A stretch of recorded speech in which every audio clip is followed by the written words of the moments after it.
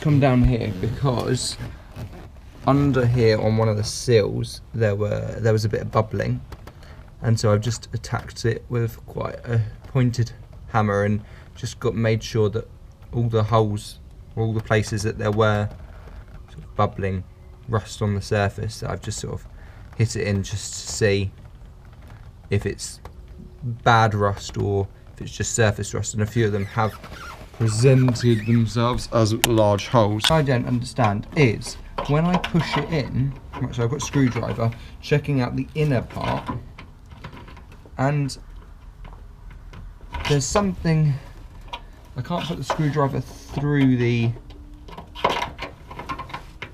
part inside, but it does move, and I can't understand why. If it's literally just moving a tiny bit, or if it's actually moving, and if so, should it be? Because I thought that all the sort of parts of the sills should all be welded up, but I can't seem to.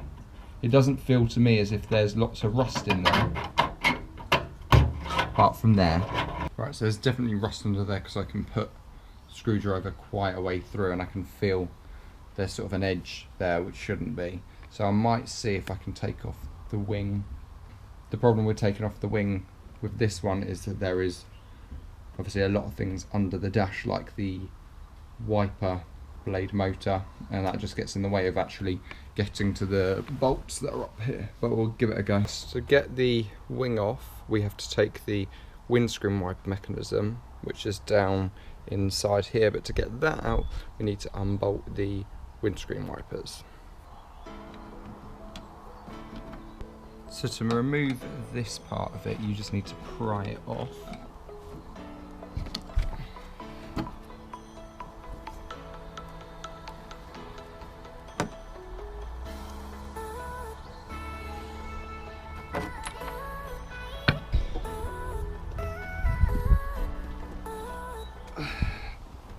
And that's the windscreen wiper motor out. It's rather difficult to get out because there's just so many things behind there, and you have to unbolt the clamp here, and then the clamp gets in the way to move all of these bits out. So these are the bits that are popping out of the top, which actually the wiper blades and sort of attachments attached to. Getting the wiper motor out means that we can now have more access to the wing bolts that attach into the main frame of the car.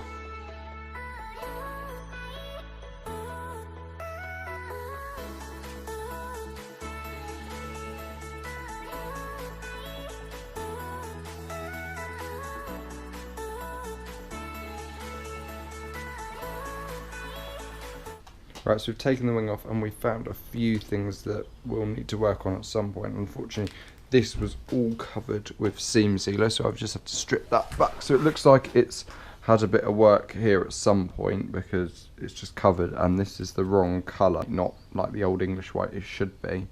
And then we've also got a few holes up here, down here, so I'm not sure if the metal's strong enough just to patch them up with just filling the holes. And down here there was so much seam sealant that it was just obviously trapping all of the moisture in the seals, and it's just started to go along here. I would think that it's actually had the seals done before, just because of the sort of welds along it are just a bit poor and not ground back, but we'll see when we start taking it apart.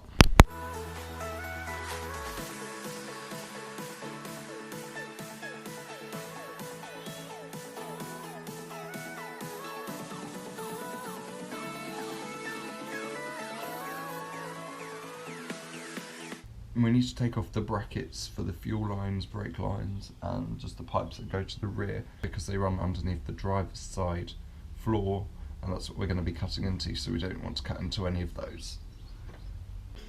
Right, so I've cleared out a lot of the interior. There are big holes down there, and then tomorrow I'm going to take the steering wheel off because we're going to start cutting. I think I'll start by cutting underneath. Right, so today we're going to cut out the floor of the driver's side and just try to get it all out and then fit up the replacement part.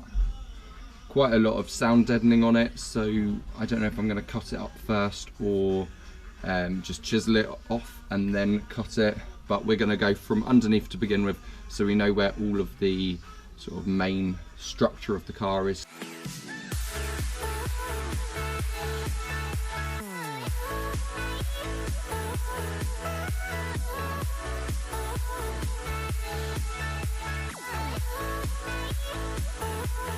Right, so I've just finished stripping all the sound deadening out of here.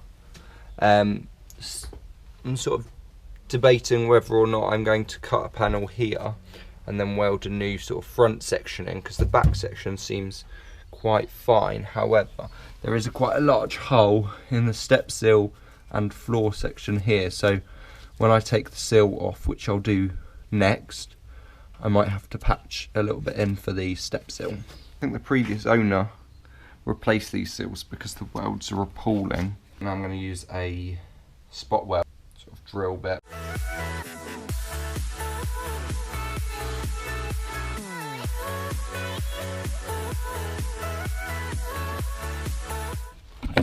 Right, so now we've drilled out all of the holes along here, we now need to do the ones alongside in here. So we've got them all along here, and that's just keeping the outer sill on, and then we'll have to cut this piece out because there are parts of this, the outer sill here. We have begun drilling out all the holes, so I've gone through and drilled out all the spot welds with a spot weld drill bit that just makes a circle around the spot weld, and then you can just tap it out. And we've also done the same at the front, just removed the bit of the castle section as well. So now I'm just going to go over the car and just try and separate all these panels. Right, so that's all of this section where the spot welds have been drilled out, just separated. Now we need to go underneath, separate them at the bottom. Then the final thing is just cutting this panel, which is a bit daunting, and then that gives us access to the last part of the sills. Right, so the next part is just marking this panel up on this old panel that we're going to be cutting up, just so we make sure that we don't cut too much of it. So I'll probably leave an inch or so.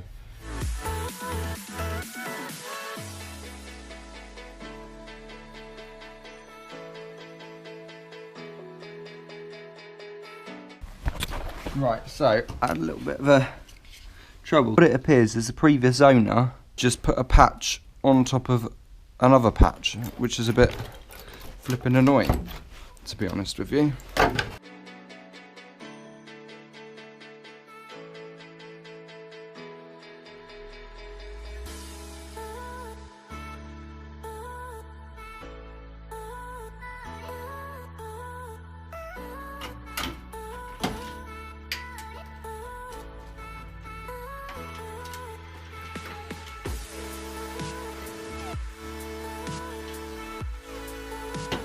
Next time we'll continue removing the sills, and hopefully we'll get all of them out.